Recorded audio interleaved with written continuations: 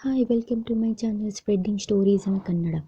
ಬೆಕ್ಕು ದಾರಿಗೆ ಅಡ್ಡ ಬಂದರೆ ಅದು ಶುಭ ಶಕುನವೇ ಅಶುಭ ಶಕುನವೇ? ನಾವು ಯಾವುದೇ ಒಂದು ಕೆಲಸಕ್ಕೆ ಹೋಗುವಾಗ ನಮ್ಮ ದಾರಿಗೆ ಬೆಕ್ಕು ಅಡ್ಡ ಬಂದರೆ ಅದಕ್ಕೆ ನಾನಾ ಅರ್ಥಗಳಿವೆ. ಬೆಕ್ಕು ದಾರಿಗೆ ಅಡ್ಡ ಬಂದರೆ ಅದು ನಿಜವಾಗಿಯೂ ಕೆಟ್ಟ ಶಕುನವೇ ಅಥವಾ ಶುಭ ಶಕುನವೇ?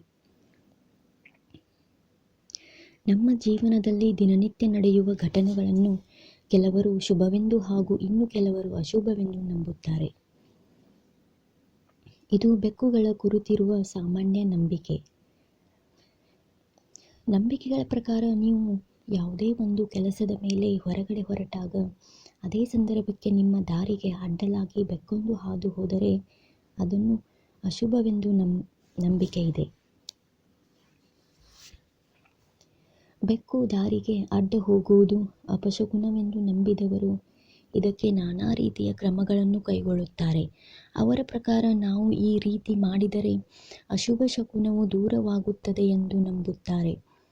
ಬೆಕ್ಕು ದಾರಿಗೆ ಅಡ್ಡ ಬಂದಾಗ ಸಾಮಾನ್ಯ ಜನರು ಅಲ್ಲೇ ಸ್ವಲ್ಪ ಸಮಯ ನಿಲ್ಲುತ್ತಾರೆ. ನಂತರ ಯಾವುದೋ ವ್ಯಕ್ತಿ ವಿರುದ್ಧ ದಿಕ್ಕಿನಿಂದ ಇವರನ್ನು ಹಾದು ಹೋದ ನಂತರ ಅಲ್ಲಿಂದ ಮುಂದೆ ಸಾಗುತ್ತಾರೆ. ಇದರಿಂದ ಬೆಕ್ಕು ಸೂಚಿಸಿದ ಅಶುಭ ಶಕುನವು ದೂರವಾಗುತ್ತದೆ. ಕೆಲವರು ಬೆಕ್ಕು ಹಾದು ಹೋದಾಗ ಅಲ್ಲೇ ಸ್ವಲ್ಪ ಸಮಯ ನಿಂತರೆ ಇನ್ನು ಕೆಲವರು ತಾವು ನಿಂತ ಸ್ಥಳದಲ್ಲೇ 3 ಸುತ್ತು ಸುತ್ತುತ್ತಾರೆ. ಇದರಿಂದ ಕೆಟ್ಟ ಶಕುನವು ದೂರಾಗಬಹುದೆನ್ನುವ ನಂಬಿಕೆ ಇದೆ. ಪ್ರತಿಯೊಬ್ಬ ವ್ಯಕ್ತಿಯು ತಮ್ಮ ನಂಬಿಕೆಯ ಆಧಾರದ ಮೇಲೆ ಅಶುಭ ಶಕುನಕ್ಕೆ ಪರಿಹಾರವನ್ನು ಕಂಡುಕೊಳ್ಳುತ್ತಾರೆ. ಆದರೆ ನಿಮಗೆ ಗೊತ್ತಿರದ ಒಂದು ಆಶ್ಚರ್ಯಕರ ಸಂಗತಿ ಇದೆ. ಪ್ರತಿಯೊಂದು ಸಂದರ್ಭದಲ್ಲೂ ಬೆಕ್ಕು ದಾರಿಗೆ ಅಡ್ಡ ಹೋಗುವುದು ಅಸಹ್ಯಕರವಲ್ಲ. ಬೆಕ್ಕು ಯಾವ ಸಂದರ್ಭಗಳಲ್ಲಿ ದುರಾದೃಷ್ಟವನ್ನು ಸೂಚಿಸುತ್ತದೆ? ಕೆಲವೊಂದು ನಂಬಿಕೆಗಳ ಪ್ರಕಾರ ನೀವು ಯಾವುದಾದರೂ ಕೆಲಸಕ್ಕೆ ಹೋಗುವಾಗ ದಾರಿಯಲ್ಲಿ ಬೆಕ್ಕು ನಿಮ್ಮ ಎಡದಿಂದ ಬಲಕ್ಕೆ ಹಾದು ಹೋದರೆ ಅದನ್ನು ಅಸಹ್ಯವೆಂದು ಪರಿಗಣಿಸಲಾಗುತ್ತದೆ. ಬೆಕ್ಕು ಎಡದಿಂದ ಬಲಕ್ಕೆ ಹಾದು ಹೋಗುವಾಗ ನಕಾರಾತ್ಮಕತೆಯನ್ನು ಬಿಟ್ಟು ಹೋಗುತ್ತದೆ. ಇದರಿಂದ ಆ ವ್ಯಕ್ತಿಗೆ ಕೆಟ್ಟದಾಗಬಹುದು ಅಥವಾ ಸದ್ಯದಲ್ಲೇ ಅವರು ಕೆಟ್ಟ ಸುದ್ದಿಗಳನ್ನು ಕೇಳಬಹುದಾಗಿದೆ. ಒಂದು ವೇಳೆ ನೀವು ಹೋಗುವ ದಾರಿಯಲ್ಲಿ ಅಥವಾ ಮನೆಯಲ್ಲಿ ಬೆಕ್ಕು ಅಳುತ್ತಿದ್ದರೆ ಅದು ನಿಮ್ಮ ಪ್ರೀತಿಪಾತ್ರರ ಸಾವನ್ನು ಸೂಚಿಸುತ್ತದೆ ಎನ್ನುವ ನಂಬಿಕೆ ಇದೆ. ಅದೇ ಬೆಕ್ಕು ಬಲದಿಂದ ಎಡಕ್ಕೆ ಹಾದು ಹೋದರೆ ಅದನ್ನು ಅಶುಭವೆಂದು ಪರಿಗಣಿಸಲಾಗುತ್ತದೆ. ಇನ್ನು ಬೆಕ್ಕಿಗೆ ಸಂಬಂಧಿಸಿದ ಇತರ ನಂಬಿಕೆಗಳು ಯಾವುವು? 1. ಈಗಾಗಲೇ ಹೇಳಿರುವ ಹಾಗೆ ನಿಮ್ಮ ಮನೆಯಲ್ಲಿ ಅಥವಾ ನಿಮ್ಮ ಸುತ್ತಲಿನ ಸ್ಥಳಗಳಲ್ಲಿ ಬೆಕ್ಕು ಅಳಲು ಪ್ರಾರಂಭಿಸಿದರೆ ಅದು ದೊಡ್ಡ ಅಶುಭ ಘಟನೆಯಾಗಿದೆ. 2. ನಿಮ್ಮ ಮನೆಯಲ್ಲಿ ಬೆಕ್ಕುಗಳು ಜಗಳವಾಡಿದರೆ ಅದು ನಿಮ್ಮ ಆರ್ಥಿಕ ನಷ್ಟವನ್ನು ಸೂಚಿಸುತ್ತದೆ.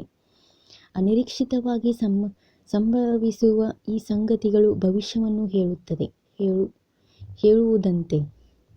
ಇನ್ನು 3. ಬೆಕ್ಕು ಮಲಗಿಕೊಂಡು ತನ್ನ ತಲೆಯನ್ನು ತಾನೇ ನೆಕ್ಕುವುದನ್ನು ನೋಡಿದರೆ ಆ ಮನೆಯ ಸದಸ್ಯರು ಕಾನೂನು ವಿಷಯಗಳಲ್ಲಿ ಸಿಲುಕಿಕೊಳ್ಳಬಹುದು. 4. ಬೆಕ್ಕು ಮಲಗಿಕೊಂಡ ತನ್ನ ಪಾದಗಳನ್ನು ನೆಕ್ಕುವುದನ್ನು ನೋಡಿದರೆ ಅದು ಆ ವ್ಯಕ್ತಿಯ ಆರೋಗ್ಯದ ಸಮಸ್ಯೆಗಳನ್ನು ಸೂಚಿಸುತ್ತದೆ. 5. ದೀಪಾವಳಿ ಹಬ್ಬದಂದು ಅಥವಾ ದೀಪಾವಳಿ ಹಬ್ಬದ ಸಮಯದಲ್ಲಿ ಬೆಕ್ಕು ಮನೆಯನ್ನು ಪ್ರವೇಶಿಸಿದರೆ ಅದು ಶುಭದ ಸಂಕೇತವಾಗಿದೆ. ಇದರರ್ಥ ಲಕ್ಷ್ಮೀ ದೇವಿಯು ನಿಮ್ಮ ಮನೆಯನ್ನು ಪ್ರವೇಶಿಸಿದ್ದಾಳೆ ಎನ್ನುವುದಾಗಿದೆ. 6.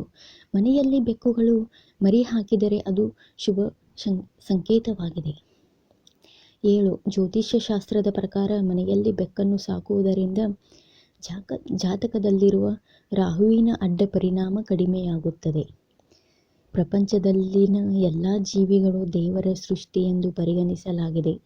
ಕೆಲವು ಜೀವಿಗಳು ನಮಗೆ ಕೆಟ್ಟದಾಗಿರಬಹುದು ಅಥವಾ ಒಳ್ಳೆಯದಾಗಿರಬಹುದು.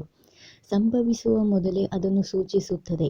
ಇದು ಶುಭವೇ ಅಥವಾ ಅಶುಭವೇ ಎನ್ನುವ ನಿರ್ಧಾರವನ್ನು ಆಯಾ ವ್ಯಕ್ತಿಗಳ ನಂಬಿಕೆಗೆ ಬಿಟ್ಟಿದ್ದಾಗಿದೆ. ಧನ್ಯವಾದಗಳು. ವಿಡಿಯೋ ಇಷ್ಟವಾದಲ್ಲಿ ಕಮೆಂಟ್ ಮೂಲಕ ಹೇಳಿ. ಪ್ಲೀಸ್ ಸಬ್ಸ್ಕ್ರೈಬ್ ಮಾಡಲು ಮರೆಯಬೇಡಿ. Thank you. ವಿಡಿಯೋವನ್ನು ಶೇರ್ ಮಾಡಿ ಪ್ಲೀಸ್.